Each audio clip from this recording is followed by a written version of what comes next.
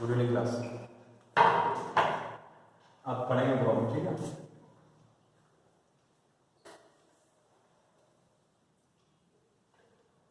Work के लिए आपने समझाइए जब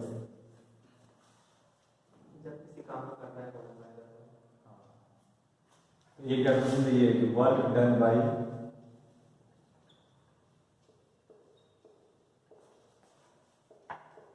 any subject, work done by any subject और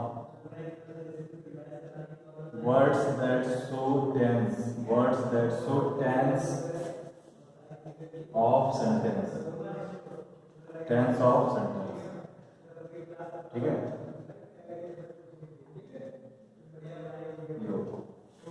तो ऐसे वर्ड जो सब्जेक्ट क्या करें, work done by subject show करें और words that show tense of sentence, जो सेंटेंस के टेंस को शो करे। तो मेन वर्ब जो होगी वो वर्क होगा सब्जेक्ट का, और जो हेल्पिंग वर्ब होगी वो क्या होगी, टेंस शो करेगी सेंटेंस का। टाइप कितने होंगे, जैसे काइंड, काइंड्स होंगे दो। सबसे पहले मेन वर्ब, सेकेंड नंबर क्या है, helping verb.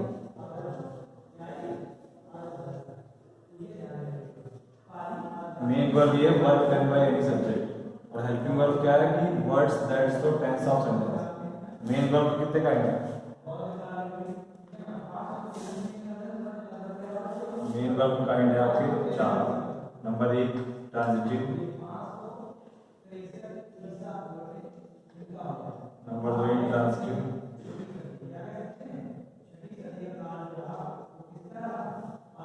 Number 3 infinitive, number 4 zero. तो अगर देखा जाए तो फिर आप 4 काइंड है, मेन वर्ब के 4 काइंड है। हम इनको स्प्लिट करते हैं, ठीक है। इसके बाद हेल्पिंग वर्ब के कितने काइंड है, 5। Number 1 to do verb, number 2 to B verb, number 3 to have verb, number 4 होगी तुम्हारी inchoative verb, inchoative verb. Number 5 पे क्या होगा, मॉडल वर्ब। इनको ऑक्सिलरी वर्ब बोलते हैं, ऑक्सिलरी। 2 काइंड इसके, 5 काइंड होंगे, इसके ऊपर 4 काइंड।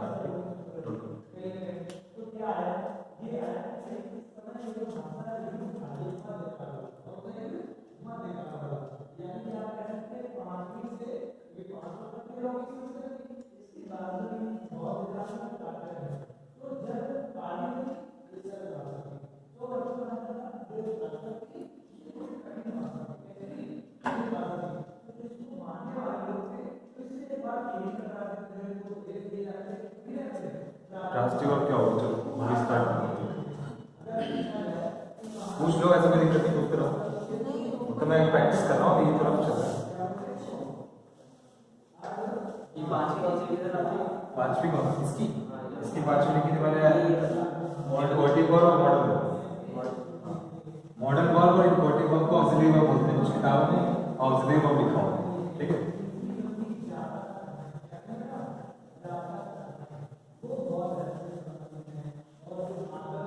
और लिखो transitive verb,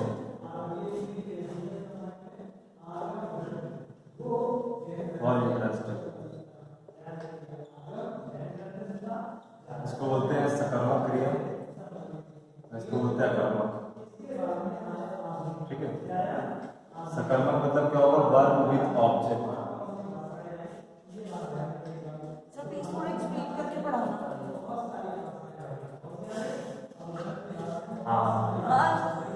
verb with object, तो वर्ब विद ऑब्जेक्ट मतलब कि वर्ब जो ऑब्जेक्ट के साथ है, and can be converted into passive voice.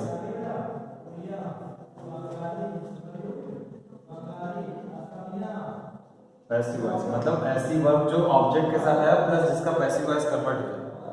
जैसे मैंने लिखा ही प्लेज, तो ये क्या है, ऑब्जेक्ट के साथ है कि विदाउट ऑब्जेक्ट है, विदाउट ऑब्जेक्ट ना, तो इसका मतलब ये ट्रांजिटिव नहीं है। ही प्लेस अ मैच, अब क्या है, अब ऑब्जेक्ट क्या है, plus can be converted into passive voice, जिसको पैसिव बदल नहीं सकते हैं। इसका मतलब अब प्लेस जो यहाँ है वो क्या है, ट्रांजिटिव है। ही ड्रिंक्स मिल्क, अब ड्रिंक्स यहाँ पर क्या है, ट्रांजिटिव। तो मतलब पैसिव वर्ब जो ऑब्जेक्ट के साथ है प्लस पैसिव वॉइस भी बदले, वो होती है ट्रांजिटिव। जिनका पैसिव वॉइस बन सकता है। हाँ, जैसे मैंने लिखा ही जंप्स ऑन बेड, तो फिर क्या ये ट्रांजिटिव है यहाँ पर? तो क्या जंप्स यहाँ पर ट्रांजिटिव है? नहीं। क्यों? क्योंकि वहां पे उसका पैसिव वॉइस नहीं बन पाया। पैसिव वॉइस बनना चाहिए प्लस ऑब्जेक्ट होना चाहिए, तब वो ट्रांजिटिव होगी। तो जंप्स यहाँ पर ट्रांजिटिव नहीं है, ठीक है। तो मुझकी बात कैसे पता चलेगा कि पैसिव वॉइस है कि नहीं है? हाँ, तो पैसिव वॉइस समझ में आएगा कि ऑब्जेक्ट सही होगा तो पैसिव वॉइस बनेगा। और कभी भी ऑब्जेक्ट के पहले प्रीपोजिशन आता ही नहीं है, तो ऑन आ गया तो प्रीपोजिशन आ गया, इसका मतलब बेड ऑब्जेक्ट बन नहीं पाएगा, तो इसका मतलब ये फिर ट्रांजिटिव वर्ब नहीं है। एक और लिखता हूँ, he writes letter, he writes a letter, तो क्या ये ट्रांजिटिव है कि नहीं है? क्योंकि वो बन जाएगा passive verb. Letter written by. हाँ, अब इंटरेस्टिंग क्या है, verb without object, verb without object, ऐसी वर्ब जो बिना ऑब्जेक्ट के हो, verb without object and can not be converted into passive voice.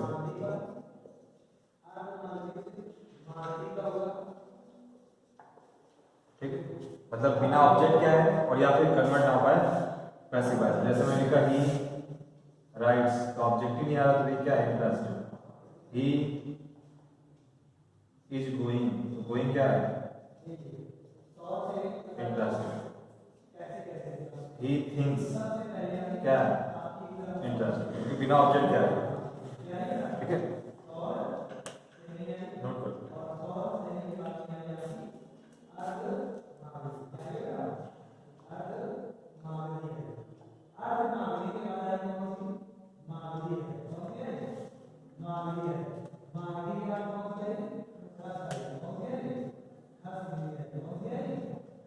और ये कोई इंफिनिटिव है ना, देखिए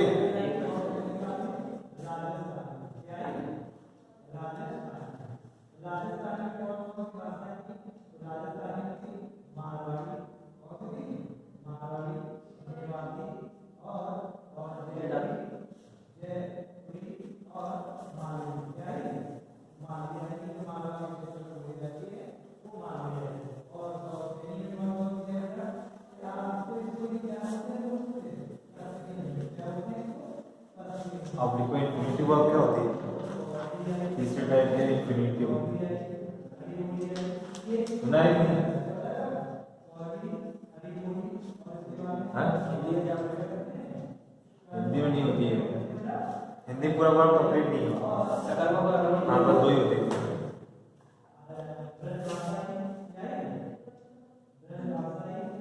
इंफिनिटिव में लिखो टू प्लस वर्ब की फर्स्ट फॉर्म। मतलब क्या है कि अगर वर्ब की फर्स्ट फॉर्म के साथ टू लगा दें, जैसे to play, to eat, to drink, to write, कुछ भी लिखो, टू के साथ वर्ब की फर्स्ट फॉर्म आ जाएगी तो तुरंत वो बन जाएगी इंफिनिटिव, ठीक है। इसका मतलब था के लिए, लिखने के लिए, पीने के लिए, खाने के लिए, खेलने के लिए, ठीक।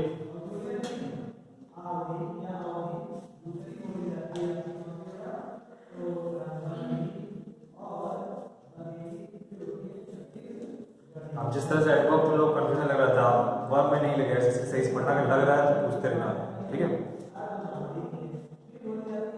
बता दूं, वर्ब की फर्स्ट फॉर्म टू के साथ आ जाएगी, समझ रहे इंफिनिटिव हो जाएगा। आप लिखो जीरन, जीरन क्या होता है, जीरन होता है वर्ब की फर्स्ट फॉर्म या फिर वर्ब की आईएनजी फॉर्म, ऐसा वर्ब की फर्स्ट फॉर्म में अगर आईएनजी लगा देंगे तो समझ जाओ जीरन बन जाएगा। जैसे playing, playing plus ING, playing क्या है, जीरन है, ठीक। ईट प्लस आईएनजी क्या होगा? ईटिंग। अब जीरा भी दो तरह का होगा, पहला एक होगा डायरेक्ट, एक होगा इनडायरेक्ट। डायरेक्ट का मतलब क्या है?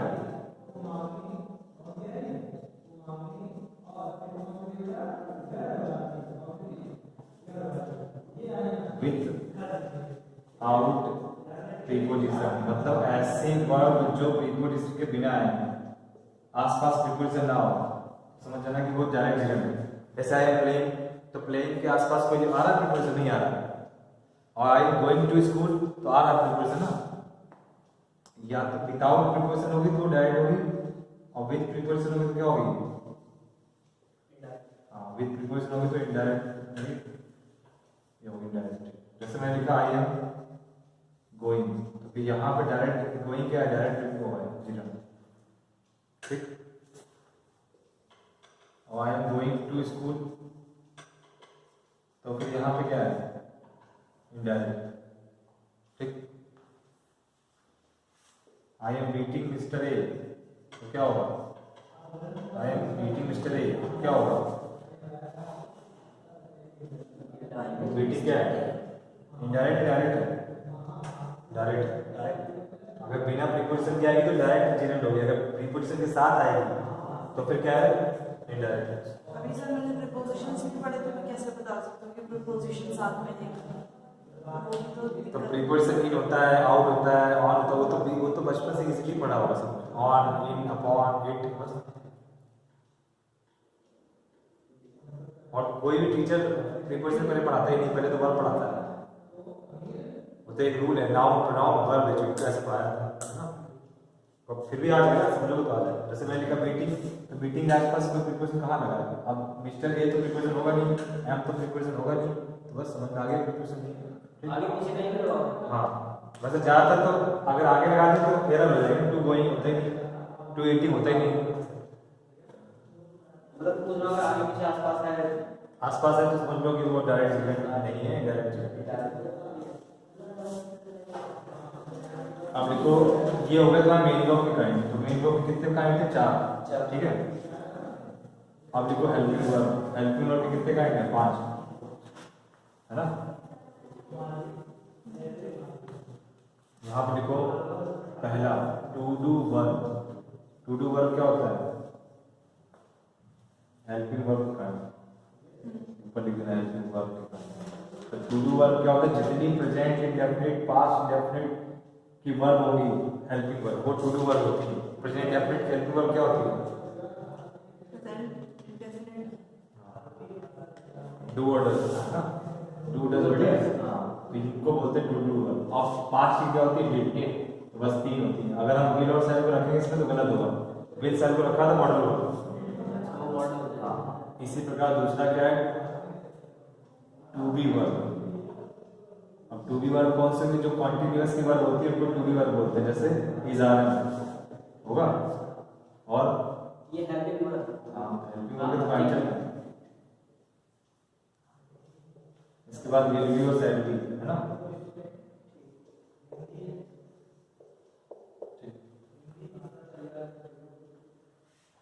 तीसरा क्या है?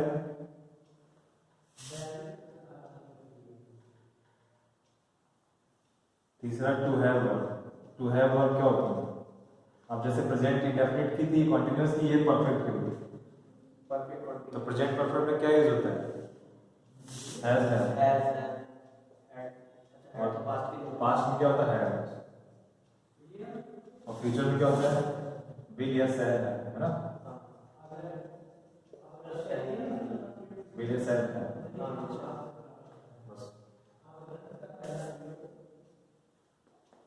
चौथा प्रकार क्या है?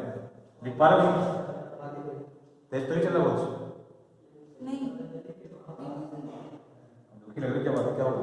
नहीं कोई अनवांटेड फोन आ गया क्या? नहीं कोई टेंशन वाला फोन? टेंशन किसी और की टेंशन नहीं लेती ना। अरे मैं रीजनिंग के टीचर भी हूँ, तुरंत फेस रीडिंग कर लेता हूँ। चलो आगे इनकोटिव वर्ब।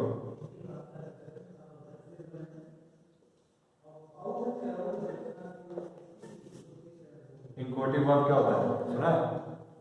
इनकोट का मतलब क्या होता है? इनकोटिव मतलब होता है कि ऐसी वर्ब जो किसी वर्ग की स्टार्टिंग को शो करे, ऐसी वर्ब जो किसी वर्ग की स्टार्टिंग को शो करे, किसी काम की स्टार्टिंग को शो करे। जैसे यू आर बिकमिंग रिच, तुम अमीर हो रहे हो। यू आर गेटिंग ओल्ड, तुम बूढ़े हो रहे हो। इट इज गेटिंग डार्क, अंधेरा हो रहा है। काउज आर रनिंग ड्राई, गाय दूध नहीं दे रही। तो इसका मतलब 4-5 वर्ब होती है, इनको बोलते हैं इनकोटिव वर्ब। समझो, words that show starting of any word, किसी वर्ड की स्टार्टिंग को शो करें। तो यहाँ वर्ड्स लिख सकते हो या वर्ब लिख सकते हो, दोनों से। वर्ब्स दैट शो, ऐसी वर्ब जो किसी वर्ड की स्टार्टिंग को शो करें, उसको बोलते हैं इनकोटिव वर्ब। जैसे यू आर बिकमिंग रिच, तुम अमीर हो रहे हो। तो बिकमिंग क्या है यहाँ पे? इनकोटिव। इट इज गेटिंग डार्क, अंधेरा हो रहा है। गेटिंग क्या है इनकोटिव। काउस आर रनिंग ड्राई, गाय सूखी दौड़ रही है। सूखी दौड़ मतलब यहाँ पे दूध नहीं दे रही है। तो ये सारी वर्ब जो है वो तुम्हारी क्या है? इनकोटिव वर्ब। होती जा रही है इसमें।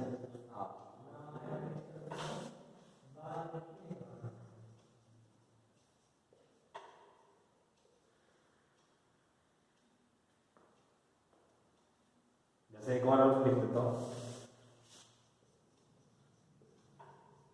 यू आर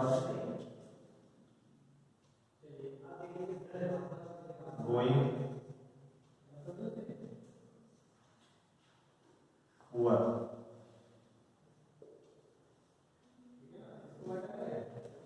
तुम अमीर हो रहे हो। वो जाने वाला नहीं है, तुम गरीब होते जा रहे हो। ये है, तो यही 4 वर्ड होते हैं, बिकमिंग, गेटिंग, क्या कुछ आता है। ठीक है, तो वो होती है इनकोटिव वर्ब। इनको बोलते हैं वर्ड की स्टार्टिंग को शो करें। ठीक है, अब 5वीं वर्ब और है मॉडल वर्ब, इसको सुनते हैं। ठीक,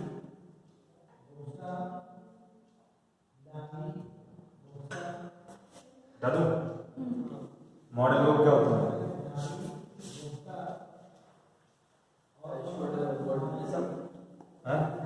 मॉडल्स जितने भी होते हैं, शुड, वुड, कैन, कुड।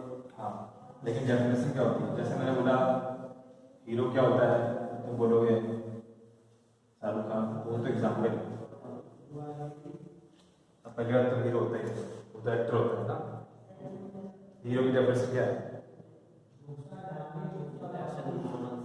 नहीं, हर वो व्यक्ति जो तुम्हें मोटिवेट करे, हर वो व्यक्ति जो तुम्हें आगे बढ़ाने की कोशिश करे, हर वो व्यक्ति जो समाज के अच्छा करे, तो वो हीरो है। वो तो एक्टर सारे। जैसे एग्जाम्पल में दे सकता हूँ गांधी जी, दूसरा एग्जाम्पल सुभाष चंद्र बोस, तीसरा एग्जाम्पल भगत सिंह। ऐसे लोग जिन्होंने जीवन की कुर्बान कर दिया। 23 साल की उम्र में तुमसे कहा जाए कि ये हाथ कटवा दो देश के लिए, तुम नहीं कटवाओगे। उंगली कटवाओ, छोड़ देश के लिए। अभी ब्लड नहीं दोगे लड़के, आजकल ऐसे लड़के लड़के हैं। अगर बोल जो कोचिंग में किसी को ब्लड की जरूरत है, अच्छे खासे हेल्दी होंगे, नहीं जाएंगे, तो वो क्या देश के लिए जानते हैं। अब एक बार मेरे स्टूडेंट लोग ऐसे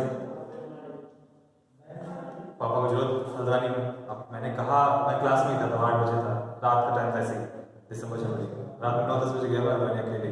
इनसे कहा तो बाबू जी ने कहा नहीं, हमने कहा फोन तो ज़्यादा लगता होगा, यही होता है। फिर मैंने कोचिंग संचालक से कहा, अगर तुम भी सबके पचड़ों में से देखते हो, तो मैं कहते हो सर मैं तो जाऊँगा, आपकी मर्जी, आप आओ। तो मैं 11-10 बजे आज भी ऐसा मानता हूँ, लड़का गवर्नमेंट सेलेक्ट भी हो गया है, उसका माँ बाप आज ही मानते हैं, उस समय बेचारा वो पसंद होता है कभी। फिर मेरा एक स्टूडेंट और मैं गया था, स्टूडेंट रात गाड़ी लेके हम लोग रात 10 बजे निकल जाते हैं। तो ऐसा नहीं, कभी देखो सबके लिए मदद मत करो, लेकिन ऐसे लोगों के लिए मदद जरूर करो जो गरीब है, असहाय है। अमीरों मदद तो सभी करते हैं, एक बार बोलने की ब्लड जरूरत सब आ जाएंगे लाइन से।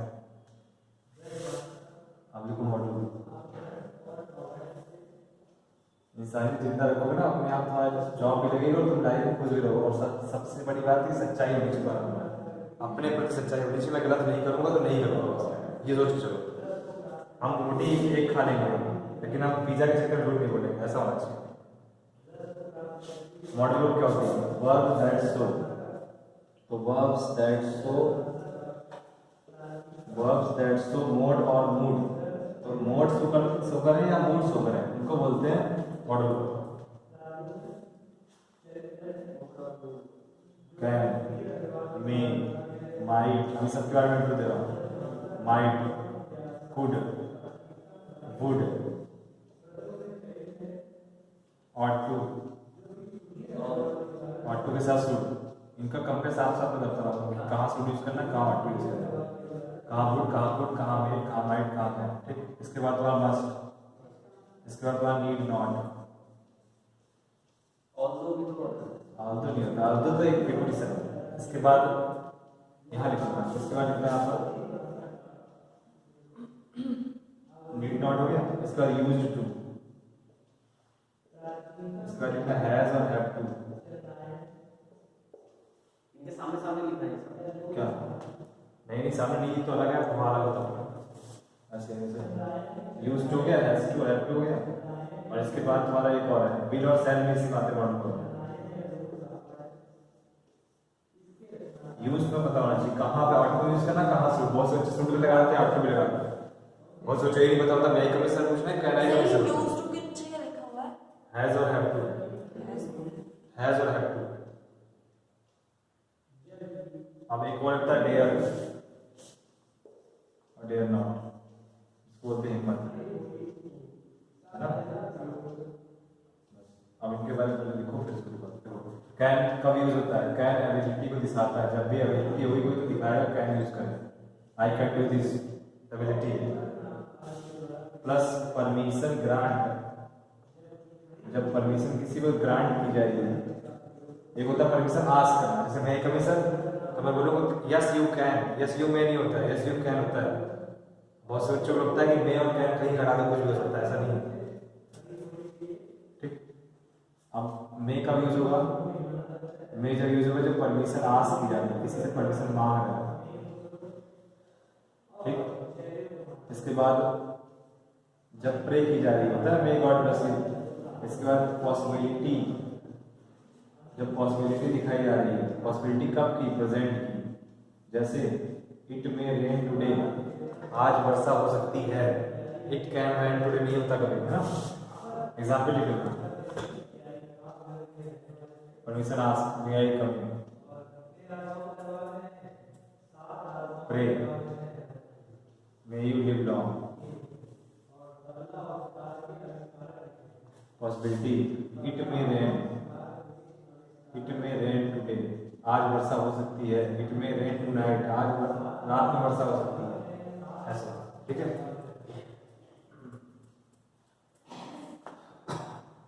अब माइट क्या होता है? मे का पास्ट, मे का past might, plus remote possibility. Remote possibility क्या होती है? रिमोट पॉसिबिलिटी मतलब फ्यूचर की पॉसिबिलिटी। जैसे मैंने बोला इट मे रेन टुडे, तो आज की पॉसिबिलिटी है। अगर मैं बोलूँ इट टुमारो, तो फिर आप लिखो इट माइट रेन टुमारो, कल वर्षा हो सकती है। पास्ट में यूज करेंगे तो कल हो सकती है कैसे? तो ये तो पास्ट का ही दो है, जैसे लिखा एबिलिटी, तो एबिलिटी के बाद मैंने ब्रैकेट बंद किया ना, तो परमिशन ग्रांट अलग है, एबिलिटी अलग। अब पास्ट के लिए अलग उसका यूज होगा, जब हम यूज करेंगे उसमें डायरेक्ट स्पीच और रिमोट पॉसिबिलिटी अलग है, दो यूज है। वो ये कि सेंटेंस पे डिपेंड करता है कि सेंटेंस क्या कह रहा है। अब जैसे प्रे किया गया तभी तो मैं आ रहा है, और परमिशन किया तभी मैं आ रहा, पॉसिबिलिटी है तब भी मैं आ रहा, तो अलग अलग रूल है। ऐसे यहाँ पे जब पास्ट का होगा तब मैं आएगा, माइट हो जाएगा, और लेकिन रिमोट पॉसिबिलिटी में तो माइट ही होगा। वह साइकिल से घूम रहा होगा, तो फिर रिमोट पॉसिबिलिटी है। He might be wondering of on bicycle, क्योंकि रिमोट पॉसिबिलिटी है। अनुमान का तो दूर का अनुमान है, और एक होता है पास का अनुमान, आज वर्षा हो सकती है, आप तुम गिर सकते हो, आप तुम खा सकते हो, तो ये सब मे वाला है, इट में ऐसा हो, ठीक। आप बताओ कुड का यूज क्या है? कुड क्या है? किसका पास्ट है? कैन का है। बस जहां जहां कैन के पास की यूज नहीं वहां कुड हो जाएगा। जब इनडायरेक्ट स्पीच बना हो तो कुड हो जाएगा। वुड का क्या है? वुड किसका पास्ट है? विल का पास्ट, लेकिन एक वुड का है और रूल है। जो हम्बल रिक्वेस्ट हो, हम्बल रिक्वेस्ट मतलब बहुत कोई प्यार से बोल रहा है तो भी वुड लगता है। Would you give me a glass of water please, क्या तुम मुझे एक गिलास पानी दे सकते हो प्लीज? वुड यू, हाँ, जब बहुत हम्बल रिक्वेस्ट है, give me, would you give me a glass of water, ठीक, अब नोट कर लो, फिर ऑट टू बता रहा हूँ। ऑट टू शुड, हमें अपने पेरेंट्स की आज्ञा माननी चाहिए, तो ऑट टू लगाएंगे कि शुड लगाएंगे? हमें अपने पेरेंट्स की आज्ञा माननी चाहिए, शुड कब लगाएंगे? उसमें आज्ञा आज्ञा नाम एक होता है सामाजिक कर्तव्य होता है हमारा, और एक होता है कि पारिवारिक कर्तव्य। पारिवारिक कर्तव्य जो होंगे वहां पे लगाएंगे शुड, और जो सामाजिक कर्तव्य होगा वहां लगाएंगे ऑट टू। अगर बाई चांस कभी ऐसा हुआ कि इन दोनों में से एक ही ऑप्शन लिखा है तो कर्तव्य बदल सकते हैं। वैसे अदरवाइज ये रूल है कि जब सामाजिक कर्तव्य होंगे, जैसे हमें अपने देश की सेवा करनी चाहिए, हमें प्लेटफॉर्म साफ रखना चाहिए, हमें रोड साफ रखनी, वो सब क्या सामाजिक कर्तव्य है, तो वहाँ ऑट टू लगता है। वैसे लिखना सोशल रिस्पॉन्सिबिलिटी।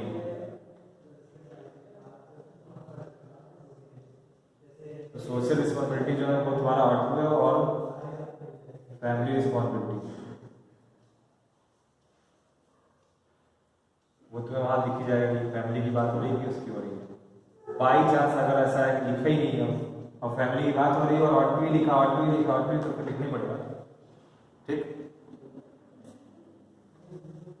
इसका एग्जाम्पल लिख लो, we ought to serve our motherland, we ought to serve our motherland, हमें अपनी मातृभूमि की सेवा करनी चाहिए। तो इसका मतलब क्या है? इसका मतलब वहां पर ought to लगाएंगे। और we should respect our parents, तो क्या है? फैमिली कर्तव्य, we should respect our parents, यातायात के नियमों का पालन करना चाहिए के लिए ought to लगाएंगे। लेकिन सेंटेंस में शुड होता है, हाँ, शुड लगा शुड लगाओ, तो वो तो बोलना मजबूरी जब है तो कुछ नहीं, तो फिर आप लगाओगे। लेकिन वो मेन सही रीजन ये है कि ऑट टू सोशल रिस्पॉन्सिबिलिटी लगाएंगे और शुड लगाएंगे फैमिली रिस्पॉन्सिबिलिटी में। अब कभी ऐसा कंफ्यूजन हो रहा है कि हमें पता ही चल रहा है कि फैमिली रिस्पॉन्सिबिलिटी है कि सोशल, जैसे टीचर की इज्जत करना क्या है? सोशल रिस्पॉन्सिबिलिटी है, तो ऑट टू होता है। और मस्ट का तो मतलब पता ही, अवश्य। अब जरूर कोई चीज होगी तो वहां पर क्या लगाएंगे? मस्ट, जरूर जरूर। जैसे वी मस्ट गो देयर, हमें वहां अवश्य जाना चाहिए, है ना? ठीक, नीड नॉट, नीड नॉट का मतलब क्या होता है? आवश्यक नहीं। जैसे you need not to wear, you need not to wear a tie, तुम्हें एक टाई पहनने की जरूरत नहीं है, ऐसा। बहुत ध्यान से पढ़ना, मैं अभी एक्सरसाइज होगा, इसका कोई रूल नहीं है। रूल नहीं है इसका, तो सीधे आवश्यक नहीं, आवश्यकता नहीं है। मैंने इसलिए रखा है इसमें कि आपको पता चल जाए कि ये होती है मॉडल। ठीक है, मतलब कि जरूरत नहीं होती। अब आ जाओ यूज टू। यूज टू का मतलब क्या होता है? जहाँ जरूरत है। यूज टू का मतलब क्या होता है? यूज टू का होता है हैबिचुअल एक्शन, जब आदत हो, आदत या हैबिट किसी की हो, तो हैबिट, हैबिचुअल एक्शन जो होगा तब यूज टू यूज होगा। जैसे example, I use to make the food, या make the food at noon time, मतलब मैं दोपहर के समय खाना बनाया करता था। तो जारी हैबिचुअल एक्शन में यूज टू लिखते हैं। वह दोपहर के समय पार्क में उसका इंतजार किया करता था, तो इसका मतलब यूज टू। गांधी जी दोपहर के समय सूप खाता करते थे, यूज टू। बस जब भी हैबिचुअल एक्शन होगा तो यूज टू आएगा।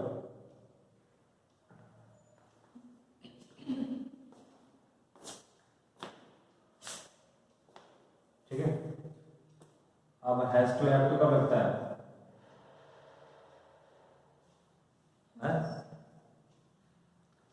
जब मजबूरी दी होगी। अगर आपको लग रहा है कि मजबूरी है, कोई काम मजबूरी में किया जाए तो हैव टू लिखा आता है। जैसे मुझे फीस भरनी पड़ती है, I have to pay the fees, I have to pay the fees. ठीक है, मुझे स्कूल जाना पड़ता है, I have to go to school. ये मजबूरी दिख रही तब हैव टू, हैज टू लगता है। ठीक, बिल्कुल अभी सही पढ़ना, मैं वो दूंगा अभी एक्सरसाइज, तो आप फील करोगे तब पता चलेगा हाँ पढ़ा था।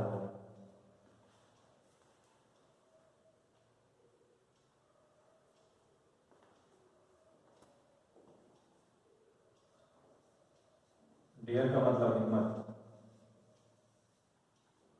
जब हैड टू लगाते हैं तो उसका मतलब क्या होता है? सर विल शेयर यही सब हैड टू। जब हैड टू लगाते तो वो हैड टू लग जाए तो उसका मतलब हो जाता है कि हमें फीस भरनी पड़ती थी। पास्ट टेंस का हैं, जब ऐसा भरनी ही पड़ेगी तो भरनी पड़ेगी हैं, जब ज्यादा प्रेशर होता है तो भी तो हैड टू लगाते हैं। तो हैड टू भी लगाते हैं। भरनी ही पड़ेगी तो यू मस्ट होता ना, भरनी चाहिए, भरनी पड़ेगी, पड़ेगी लिखा है तो फिर वहां पर विल और आ जाएगा, तो आएगा नहीं, कुछ आ जाएगा, मतलब मुझे स्कूल में पढ़ाया है कि ज्यादा वो फोर्स करते हैं। तो फिर पास्ट हो जाएगा। अगर हैड टू लिखा है तो पास्ट में मुझे फीस भरनी पड़ती थी, मुझे स्कूल जाना पड़ता था, ऐसे हो जाएगा। जैसे इसका अर्थ क्या है, मुझे फीस भरनी पड़ती है ना, ये प्रेजेंट में वो पास्ट में। हाँ बस। और अगर लिखे मजबूरी में लिखा हुआ कि पड़ेगी, अगर तुम्हें फीस भरनी ही पड़ेगी, तो फिर ऐसा नहीं, मजबूरी नहीं हो, तो वो तो जबरदस्ती का आ जाएगा, वो तो कोई और तुम्हें ऑर्डर दे रहा है। तो you have to has to लगेगा नहीं, फिर गुड आ जाएगा, यू वुड हैव, ऐसे होगा।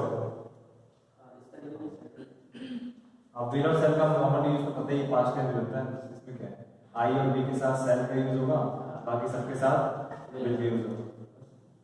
आई और बी के साथ सेल का यूज, आई को ऐसे लिखा, आई सेल बोल दिया, ये सारे फ्यूचर टेंस हो गए सर। हाँ। लेकिन आई और बी के साथ सेल का यूज होता है, लेकिन अगर हम विल का यूज कर देंगे तो इसका मतलब है जरूर। जैसे मैं लिखूं आई सेल बोले, मुझे वहां जाना होगा, या मैं वहां जाता हूँ, या मैं वहां जाऊंगा, लेकिन